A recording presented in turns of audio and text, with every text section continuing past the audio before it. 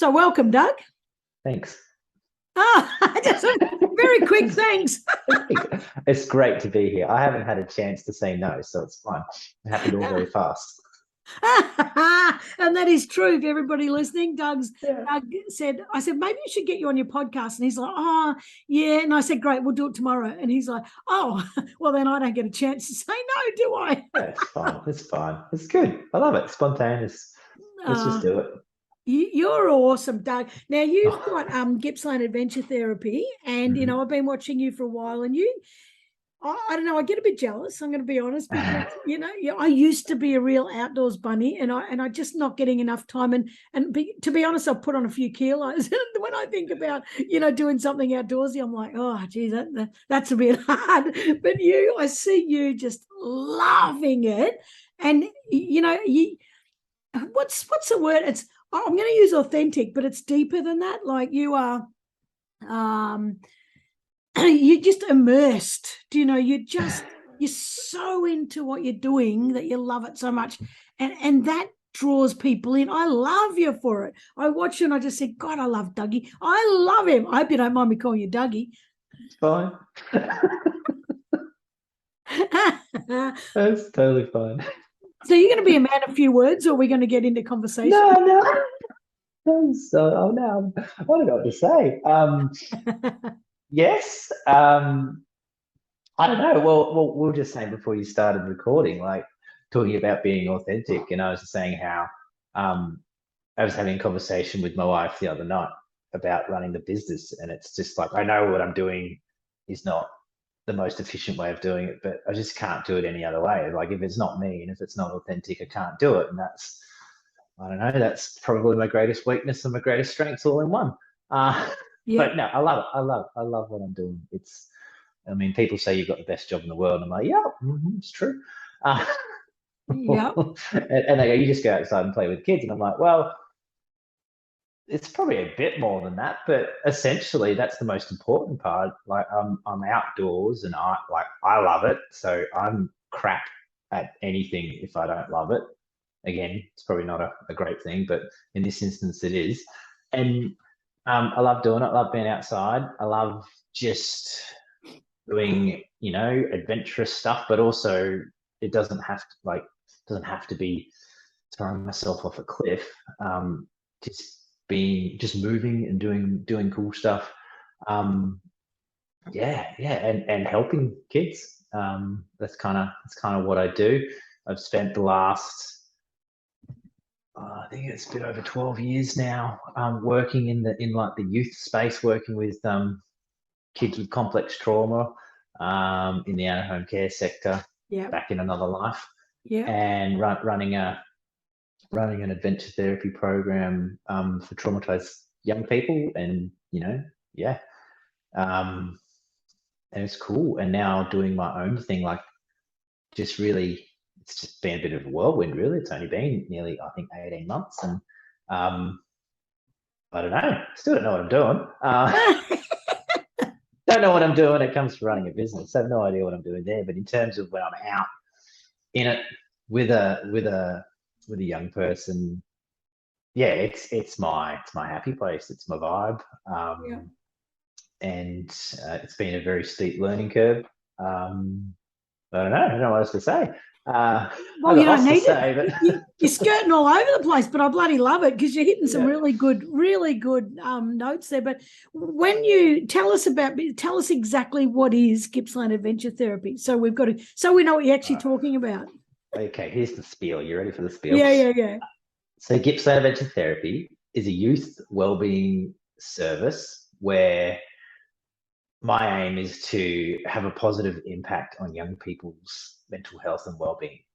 And I do that through running engaging outdoor experiences that are, and I've got three rules, that are safe, that are fun, and that are useful. So safe it's about emotional safety as well as physical safety. And the emotional safety it's about providing an experience that is not too overwhelming for that person. So it's at their level. It's just enough to keep them interested, but it's not too much that it's going to scare them. and they're in charge. We're like even playing field as much as possible. Fun, because if it's not fun, what's the point of doing it? Yeah. And then useful. So that's probably the therapy side of things, in terms of whatever we're doing, there's an intent. Like, I'm actually doing stuff for a reason, to try and have a therapeutic effect and like increase their well-being or work on something or whatever it is. And that can be anything from just being a positive male in their life to working on regulating strategies to help them get through their day-to-day normally. And the rest is unique to what they need. So, it's usually one-on-one, where we go out for like a half day or a full day, and we do something that they want to do. Sometimes I run small group programs, and I also do weekend therapeutic adventures where I'll take, could be one person or it could be a family, and we go away for 3 days and we do something really cool and really relevant for them. And at all times, it's about making sure that it works for them, making sure that they're safe, working on their therapeutic goals. And number one, do no harm. Probably do no harm. Do something really cool. Love it. That's kind of it. Yeah. I love it. And do no harm to the planet too. That's one thing I love about you, is that your utmost respect, for the wild and, for the wilderness and nature, and you love it. Yeah. I do. I have to come clean. I do drive a troopy. So. Well, I've got to get there. You got to get. They don't make electric troopies yet. So. Oh, well, look, you know what? I think it's hard, isn't it? Because none of us are perfect, and we've all just got to do. If we all just do a little thing or a few little things, we're definitely doing better for the planet than if we're just completely trashing it. So yeah. I absolutely love what you do. How did it? You said that you were working in, with traumatized kids beforehand, right? How did it come to be that you started your own business? Like, and there's a steep learning curve when you start a business. It's like, oh, I know what I'm doing, but I do not know that business stuff. So what was the step? Like, what made you say, I'm going to do this? Yeah, well, I think before running this business, I was working for a large not-for-profit, I think for about 12 years. So I was coming to the natural end of my time there. But mid-pandemic, the program that I was running closed, like so many programs. I still managed to stay there for another 12 months, but that was the writing on the wall. It was like, all right, I need to, if I want to keep doing this and stay in this location, and not get a real job, I got to start my own thing. So it was like I had no other choice really. And without a question, this is what I've always dreamt of doing. So I went and did it. Like, it wasn't, it was like, oh, I've got to do this. Okay, I'm doing it. I'm kind of a all-in sort of a person. My wife is probably rolling her eyes right now. I told you, I have to tell you about my epiphanies. My wife says that I have epiphanies, so I'll be just going along every day as normal, and then all of a sudden I'll be like, oh, I've got an idea, and this is better, and I should do this, and everyone else should recognize that this idea is way much better. So I'm going to do that now. So have an epiphany and go do it. And I think Gippsland Adventure Therapy was a little bit that as well. It was like, all of a sudden, why don't I do my own thing? And so I am, and there you go. So I did. Don't overthink it. I love that. And I reckon in COVID, there was a hell of a lot of people that, their natural job, whatever that job was doing, so many businesses closed down, so many things came to a halt, programs came to a halt.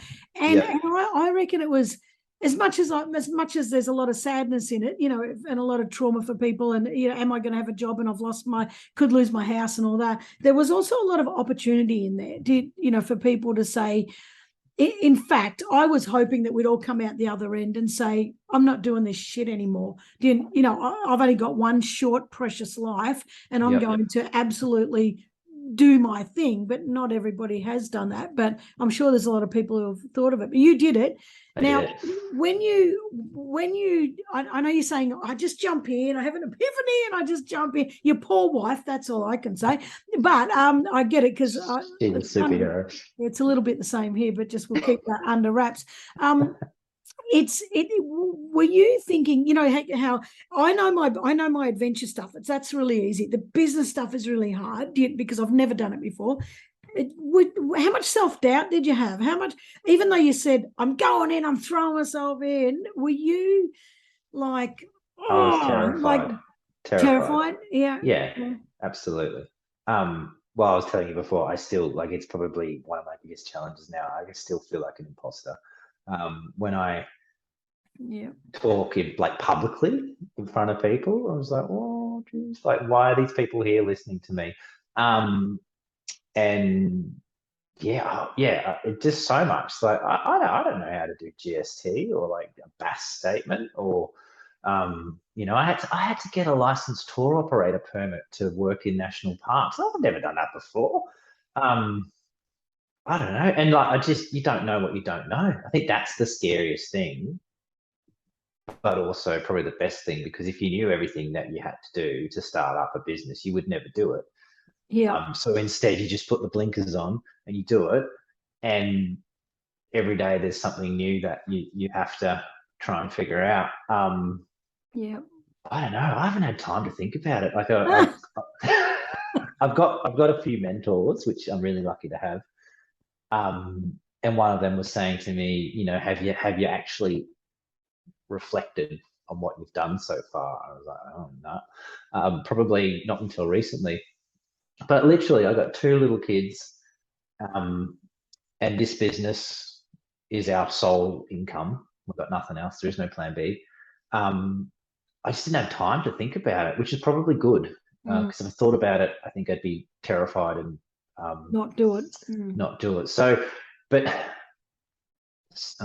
this is maybe a bit of a cliche. So one of the things that I love to do is go rock climbing and whitewater kayaking. So when you're climbing or when you're kayaking, you know, you might be in a situation generally where it's like, oh, this is really scary, but you just have to do it. So you get good at not ignoring the fear, but just, well, I can't not be scared.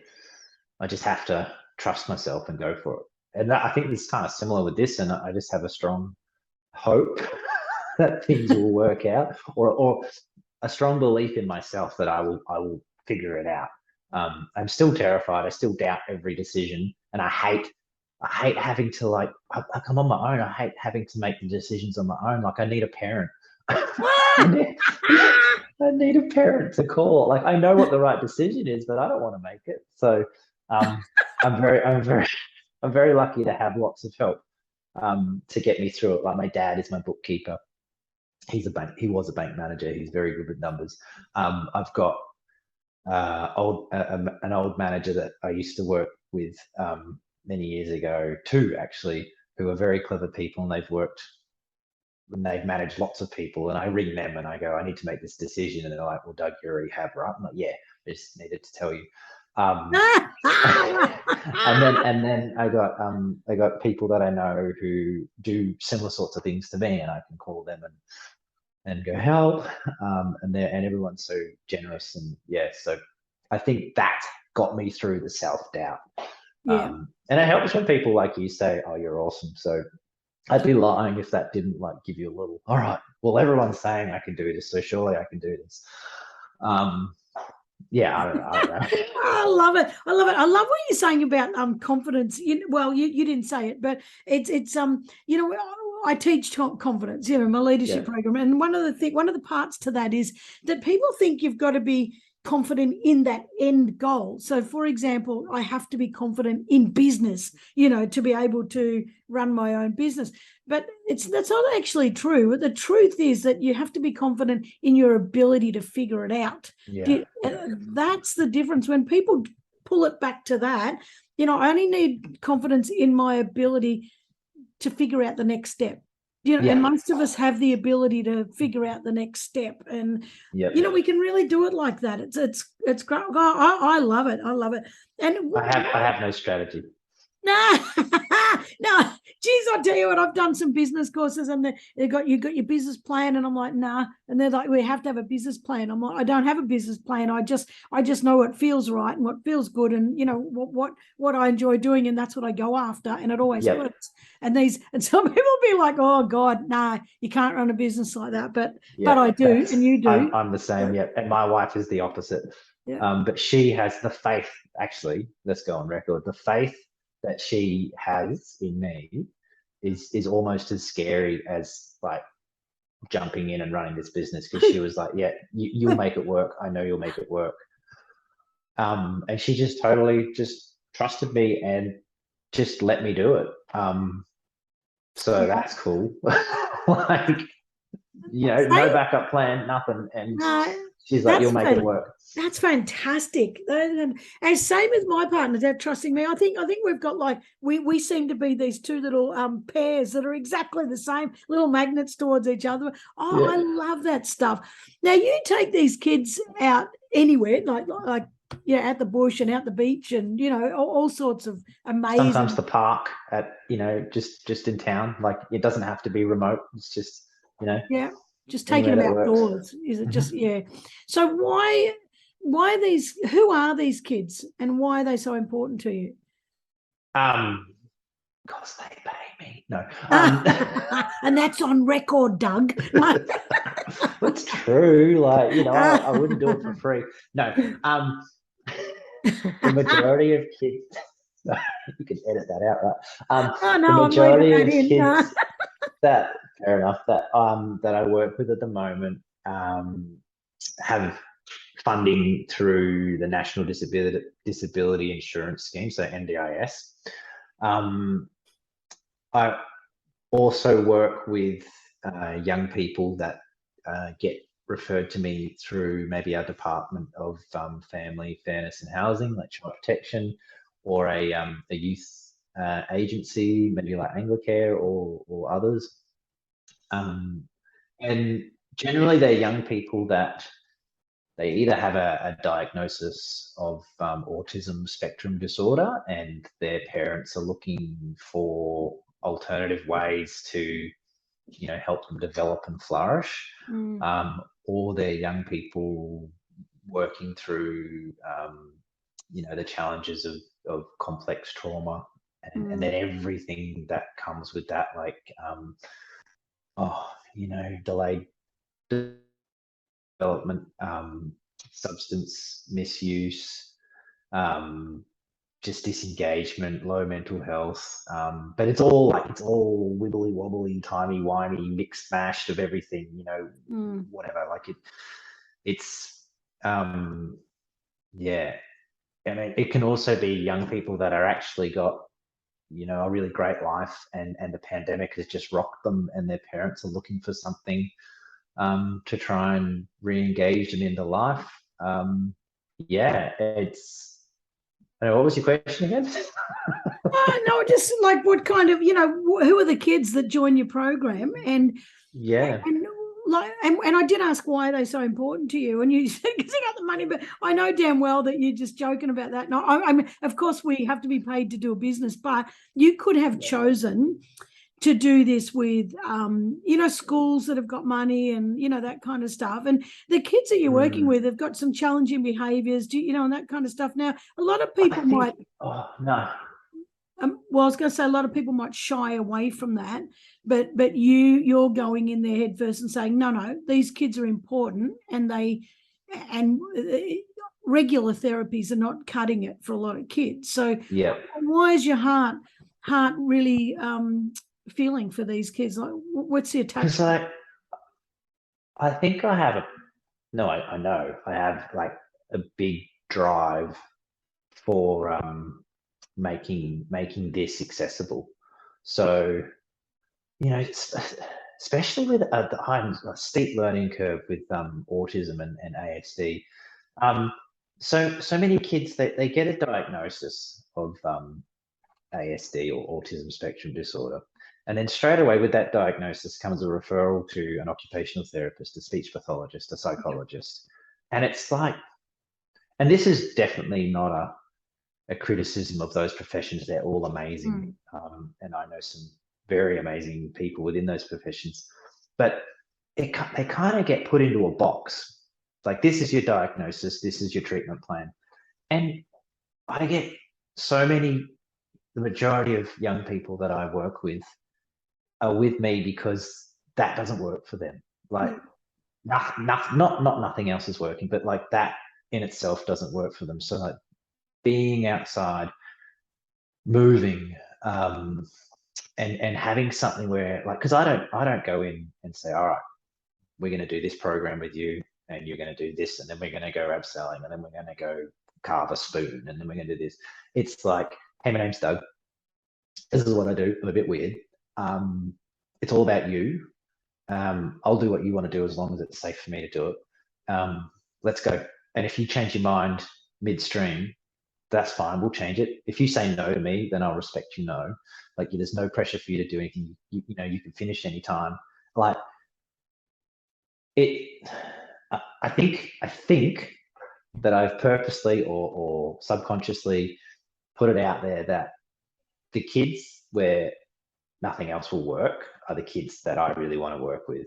And I don't know why, but there's definitely a drive to make this thing, if it's helpful to them, accessible to them, and to change it so that it works for them, rather than them have to fit into some sort of plan.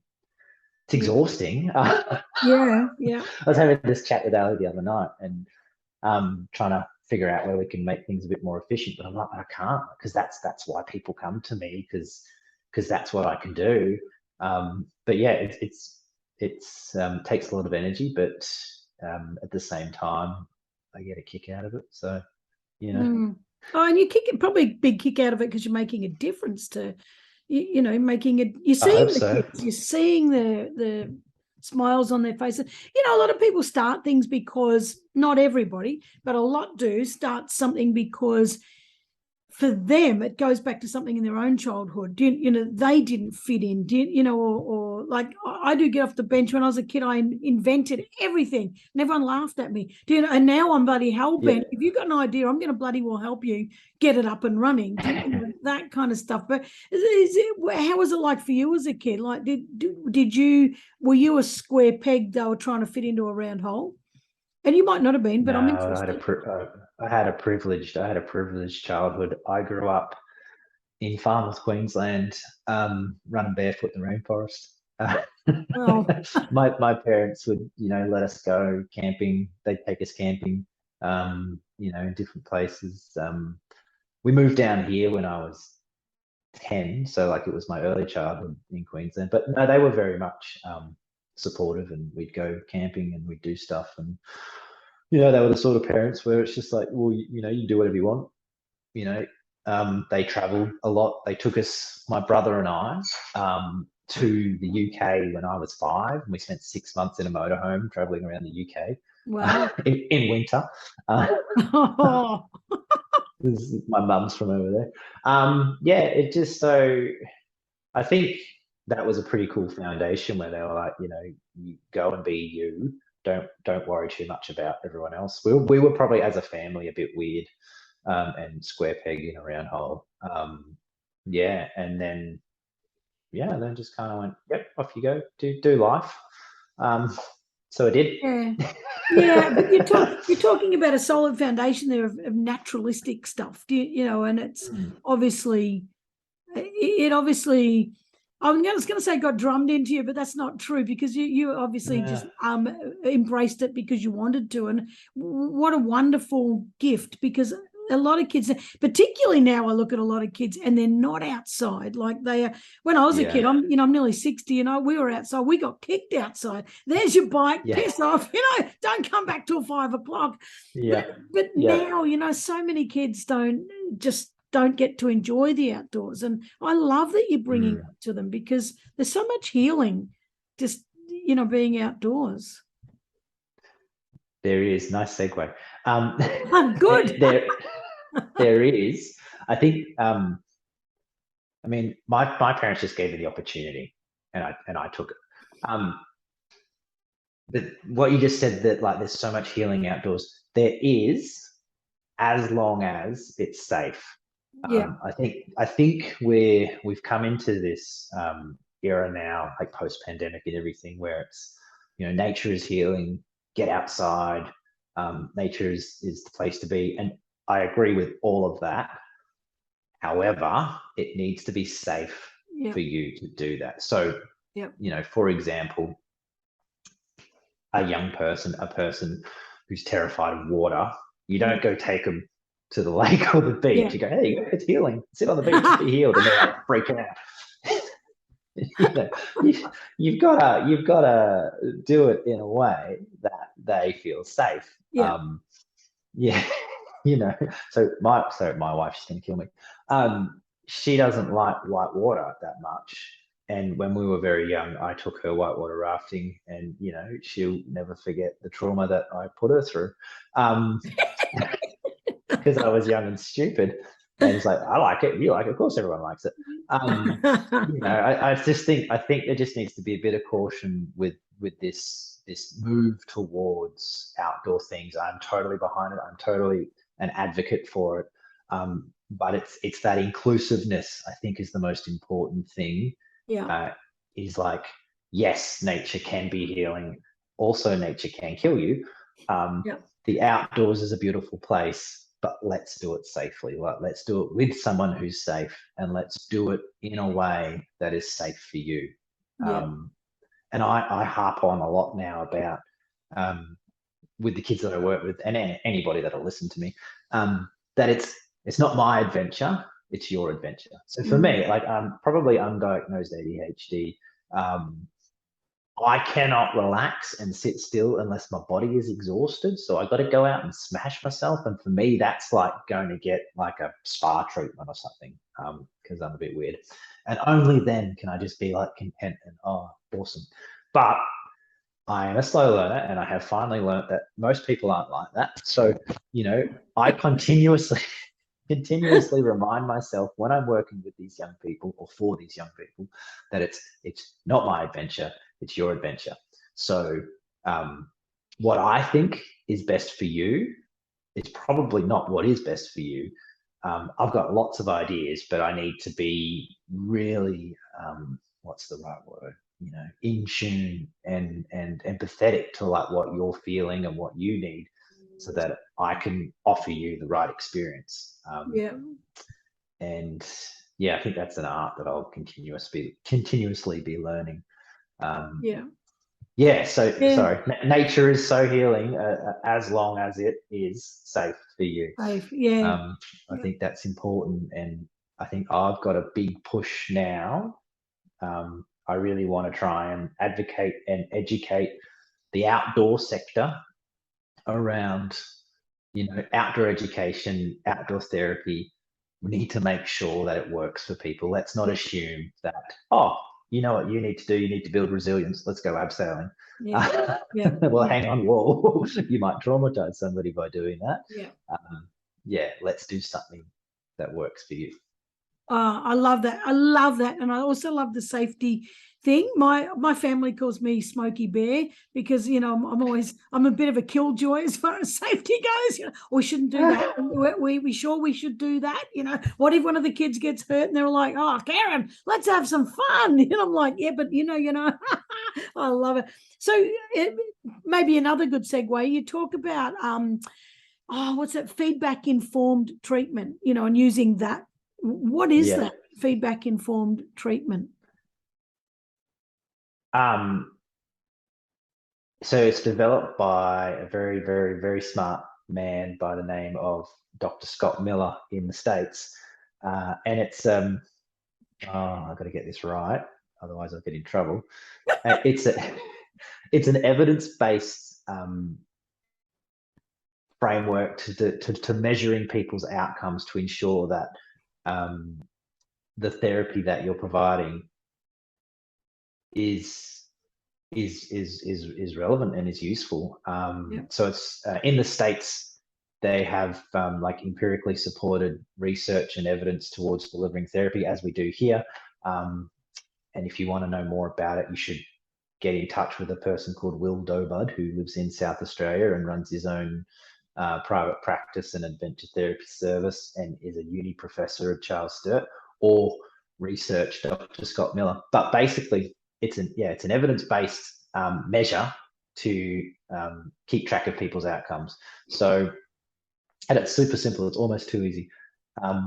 So at the start of every session, we do a like a survey, which gives us an indication of where their mental health is. And then at the end of each session, we do another little survey. It takes 1 minute, and it's like, how useful was this session for you?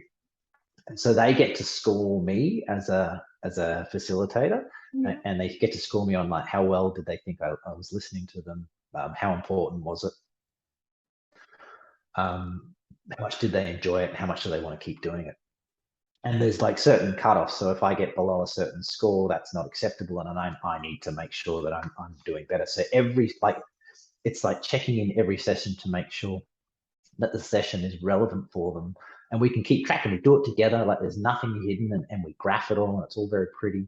And we can say, hey, this is what you said your mental health was when we started, and this is where it is now. And we talk about what's changing to make it better, or what's changed that's making it worse. And then with my service, it's like, okay, how can I make this more relevant for you? So we're constantly shifting, constantly pivoting. As a friend of mine in the Blue Mountains, he uses that term, pivoting, which I love. So it's like, I go in with a plan, but very quickly we're pivoting to do something different, because they know what they need better than me. But yeah, it's fantastic. And after spending, over a decade working in and around like a not-for-profit and therapeutic services and youth services, there was this big thing around evidence-based, and I ran an adventure therapy program there, and it was like, everything needs to be evidence-based or evidence-informed, and it's a really hard thing to do, and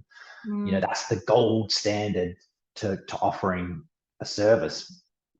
And I found Will Dobud, Dr. Scott Miller, and thousands of other practitioners around the world that use this gold standard to delivering therapeutic outcomes. So I was like, oh, there it is. So so that's what I do, and I use that as a framework and like a way of keeping me honest. And I can say that, yeah, it's considered a gold standard approach to offering therapeutic outcomes. Gee, I hope that's the right thing to say. So I don't get many complaints, so that's all right. I just wrote some.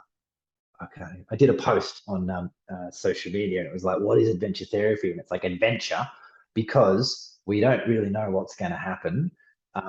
Therefore, it's adventurous.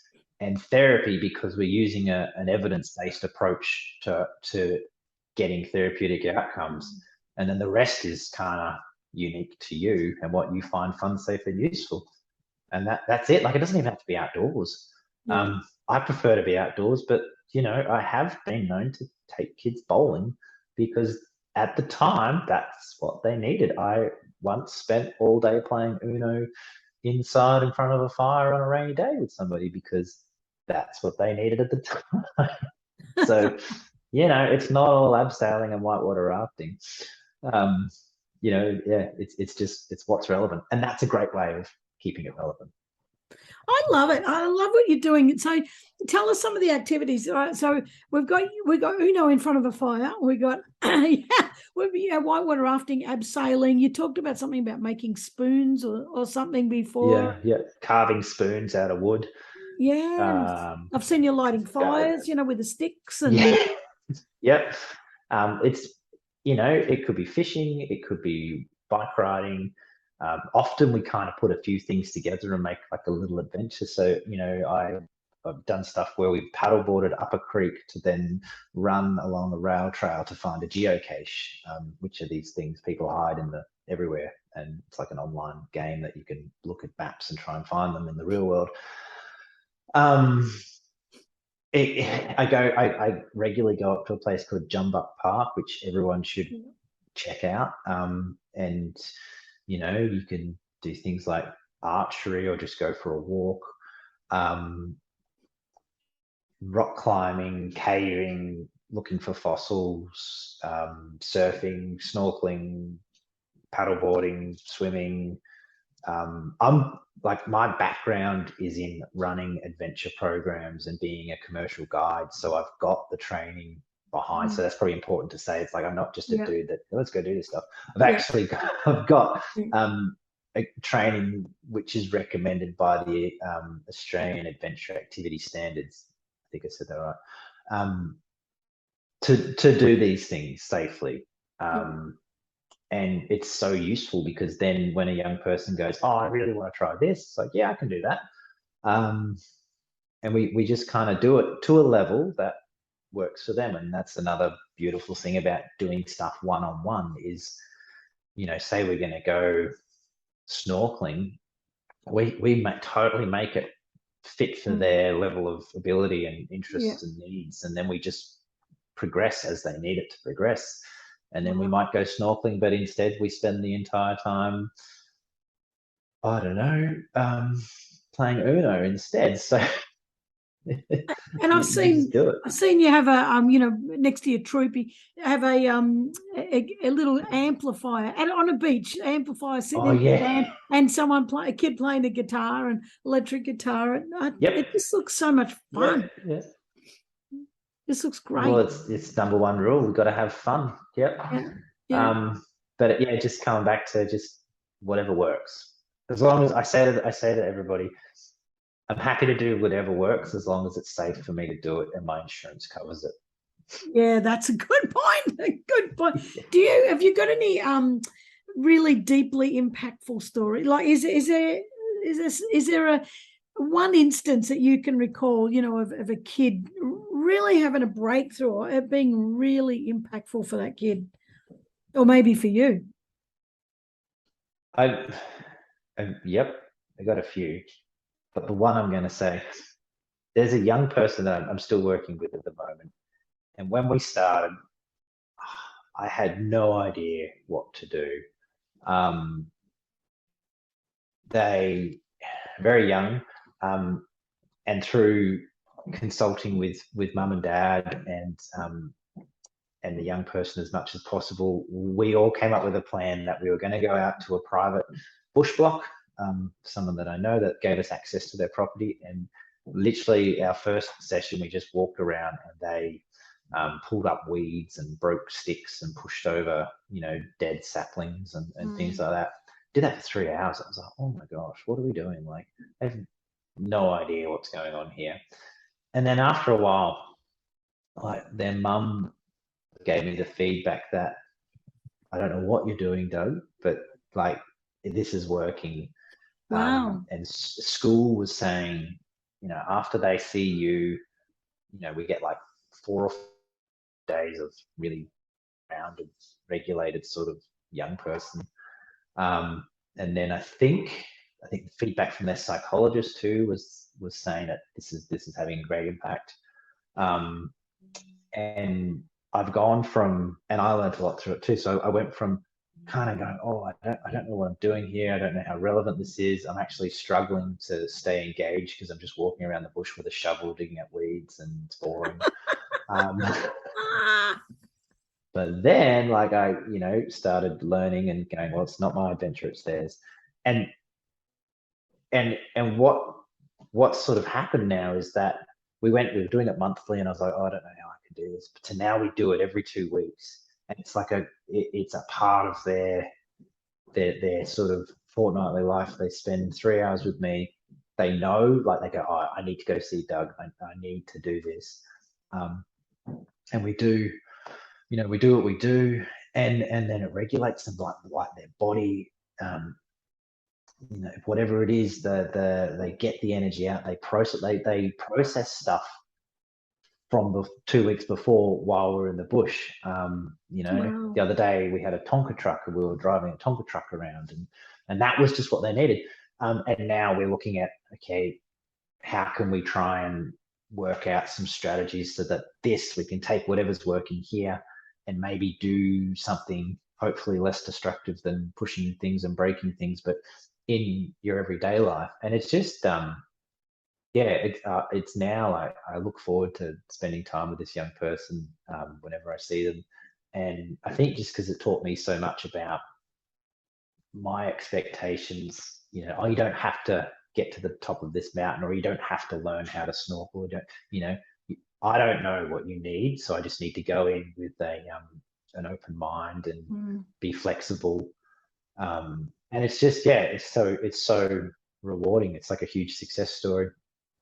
I mean, I've got stories of working with so many kids, and like everyone's different, and everyone, you know, I could probably say the same sort of thing about every kid that I've worked with, almost, you know, to say that once we find the thing that works for them, and it's like that epiphany, that aha moment, and it's just, I don't know, it's cool, and then it's I don't know, it's just cool. It's just cool, like I love it.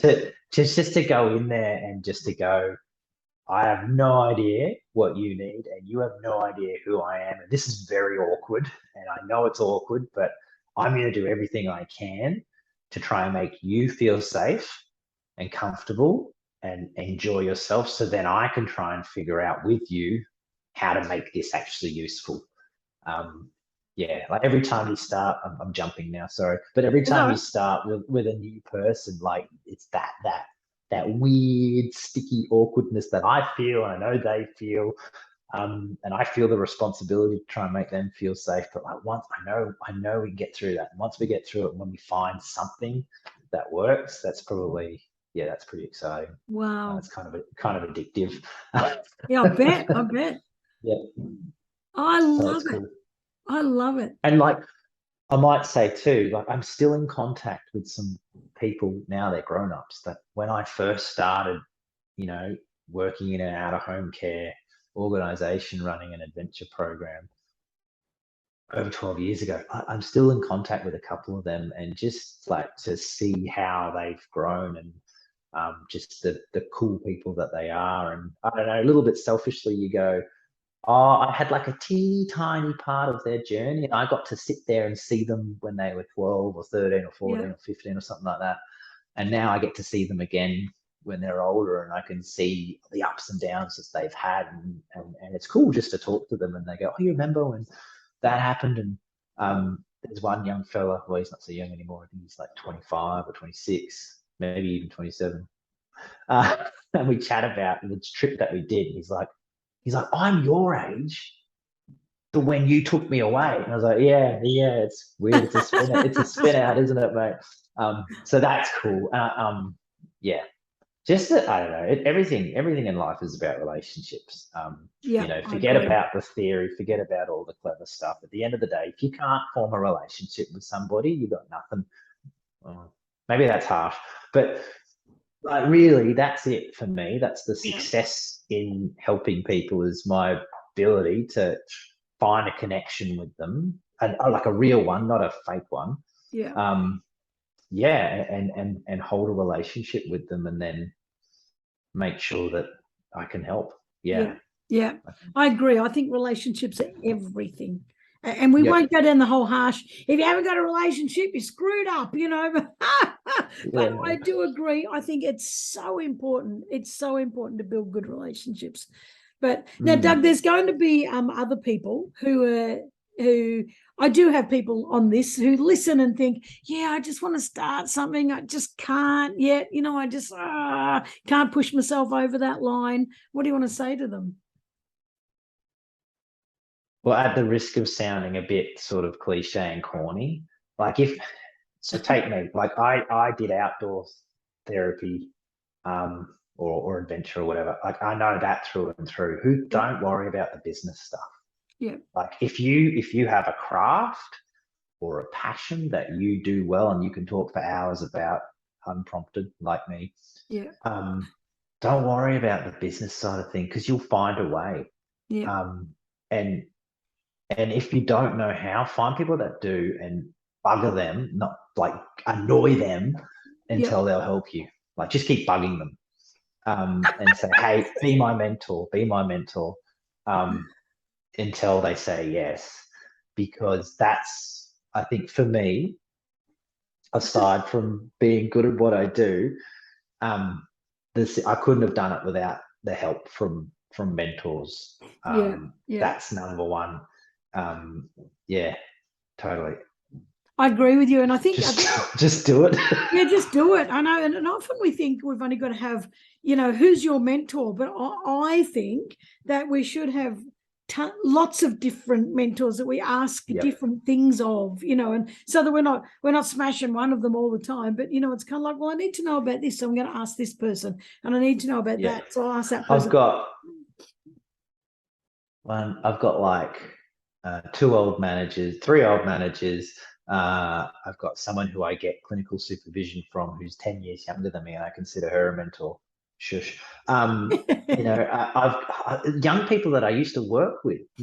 I've probably got at least 10 mentors that I would touch base with for different things. But I just realized that this works for our personality, like you and me.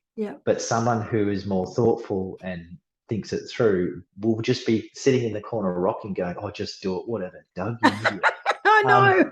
So I want to take that back, and I want to say, don't just do it, but like, I think it's important to know that you don't have all the answers, and you can't expect to have it all figured out before you start. I think you need to be as organized as you can be, to a point that you are not totally freaking out, but not totally comfortable, and maybe just have the first couple of steps figured out, and then I think the biggest thing is you've just got to start moving. Yeah, I agree. And be as prepared as you can be. People like you and me just go, "I'm doing this, and I'll figure it out." But then people like maybe my wife will be like, "No, I need to know what the end goal is." So maybe censor that a little bit, and just, but don't expect to have it figured out. No. Because you won't, but you will. If you find mentors, find people, you'll get it. You'll get it. And if you're passionate enough, people will see it, and they'll want to engage with you. And back to that relationships, I think that's probably one of the top reasons why I'm doing well at the moment, is because I'm like, that's a priority for me, is holding relationships with parents, with kids, with other businesses, and people, and mentors, and community, and be nice to people. Yeah, I know it shouldn't be that hard, but sometimes I don't know what goes wrong. But I do agree with you, because there are different types of people, different types of personalities, and there are some of us who just go for it, and there are others who need a lot more information. But I think you've hit the nail on the head. You can't be perfect. You'll never be perfect. You'll never be able to start perfect. So start messy. Be prepared to start messy and learn as you go. If you need more stuff, gather more stuff, but then still start messy. And it's never going to create itself if you don't move. It just isn't. So that's true. Oh, well, Doug, I've absolutely loved this conversation. I absolutely love you. Look at me, I'm getting all Italian. I love you. But where other people are going to be loving this as well, I know that. So where can they find you? They could just Google me, Gippsland Adventure Therapy. You'll find me. I have an Instagram. I have a Facebook. I have a website. I think too, if you put my name in, you'll probably get something. I drive around in a troopy that's really noticeable, so you'll see me on the highway probably. Come up to me, say hi. I love a good chat. If I'm working, I might be respectful and just sort of say, "Oh, I need to talk to you later because I'm with somebody."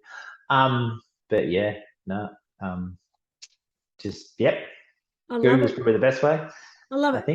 And I think people will be able to Google Gippsland Adventure Therapy a lot easier than Googling how to spell your name.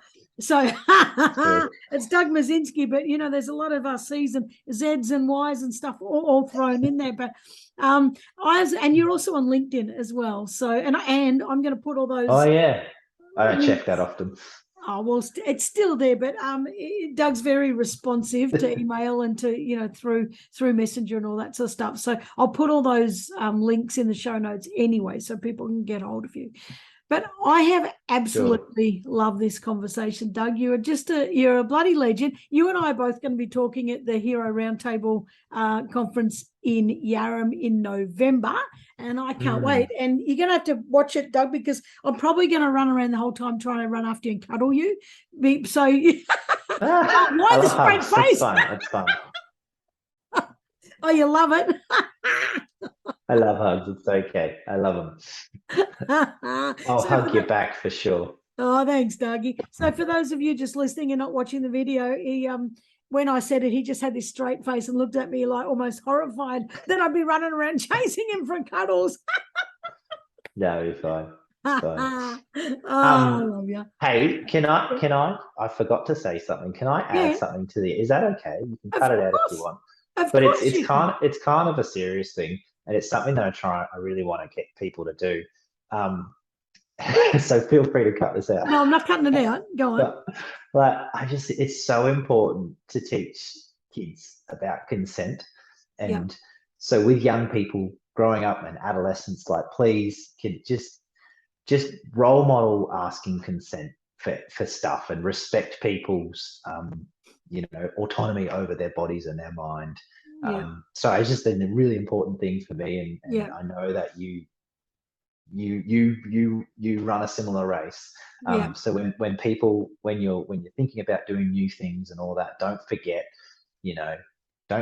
to advocate for what you need, and don't get corralled into doing things someone else's way, whatever that is, business, life, relationships, whatever. So sorry, that's just a big passion of mine. Oh, I'm glad you added that on the end, and I'm not cutting it out because it's bloody important. So no, absolutely important. So that's staying in, so you can guarantee. Anyway, I don't want the extra editing work. So I've vowed lately that I'm going to give myself more self-care and not do so much editing. Good. So bam, it's in. So I love you. Just let it go. It's raw. Thank you so much. Thank you so much for having me. This has been a hoot. It's been great spending time with you, and I can't wait to see you in person. Yeah, I can't wait either. All right. Well, thanks so much, Doug. Thank you. Cheers. Okay. See ya. Ta-da.